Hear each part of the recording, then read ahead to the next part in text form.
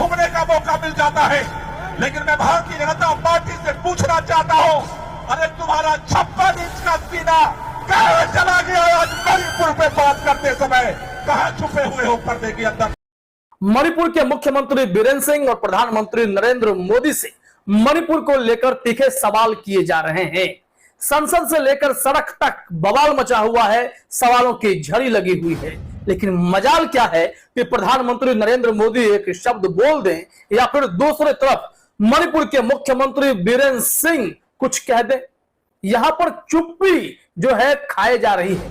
देश के लोगों को, मणिपुर के हर उस नागरिक को जो हिंसा की चपेट में है, जो राहत की उम्मीद लिए मुख्यमंत्री और प्रधानमंत्री से गुजारिश कर रहा है।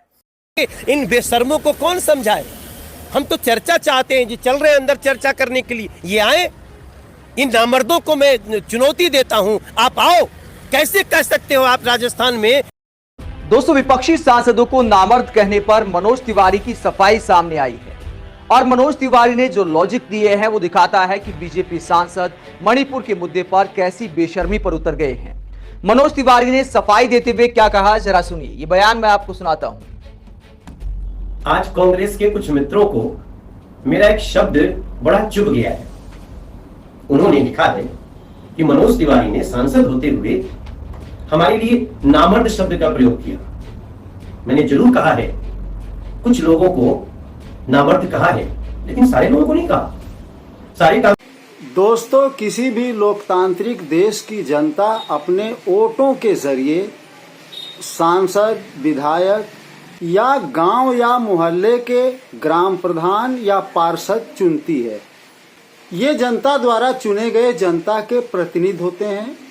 सांसद या विधायक तो वे प्रतिनिधि होते हैं जो जनता की आवाज को सीधे सदन में सरकार के सामने रखते हैं। और जहां तक सिर्फ सांसद का सवाल है, तो सांसद तो देश की नैया के खेवनहार और देश के भाग्य के विधाता होते हैं और संसद में बैठकर देश की तकदीर लिखने वाले होते हैं। आम भारतीयों की यही सोच है, मगर देश के लगभग 550 सांसदों की अपनी अपनी अलग अलग सोच है, अलग अलग क्षमता, संस्कार, योग्यता और मानसिकता होती है। और कुछ सांसद उपरोक्त काम करने के बजाय गुंडई, गाली गलौज और तांडव करने पर उतर आए, ऐसा भी संभव है। बीजेपी सांसद मनोज तिवारी ने कांग्रेस के सांसदों को नामर्द कह दिया। इनका नामर्द कहना आजकल चर्चा का विषय बना हुआ है। नामर्द कहे जाने पर कांग्रेस पार्टी इतनी ज्यादा तिलमिला गई कि पूरे संसद भवन को अपने सर पर उठा लिया है। दोस्तों, आज मैं इस वीडियो में किसी मर्द को नामर्द कह देने के मनोवैज्ञानिक पहलुओं पर चर्चा करने वाला हूं।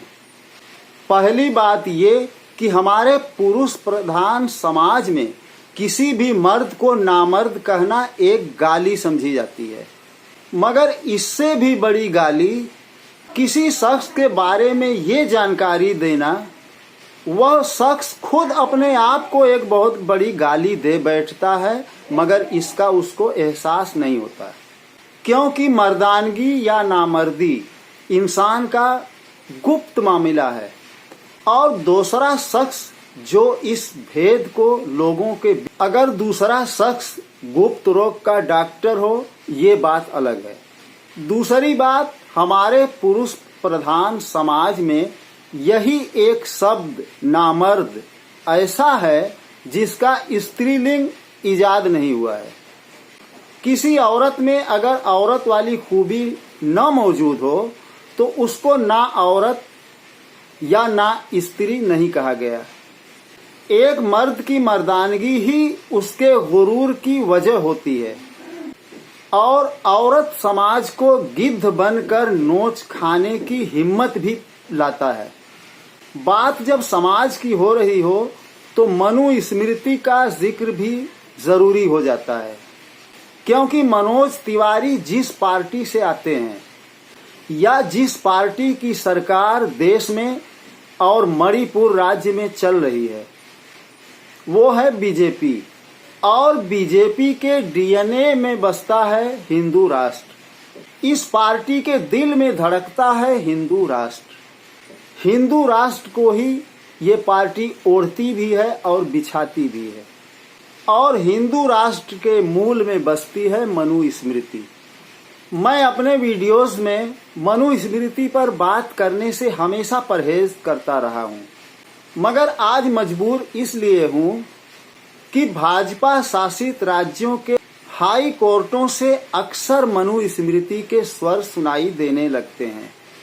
क्या पता कब मनुस्मृति के आदेशों को कानून का दर्जा प्राप्त हो जाए, इसलिए मैं मनुस्मृति का हवाला यहाँ दे रहा हूँ।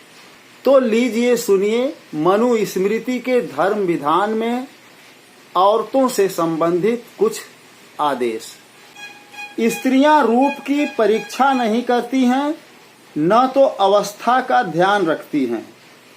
सुंदर हो या कुरूप हो, पुरुष होने ही से उसके साथ संभोग करती है। मनुस्मृति अध्याय 9 पद 15। दास वर्ग अपनी छाया के समान होते हैं, बेटी बड़ी ही दया की पात्र होती है।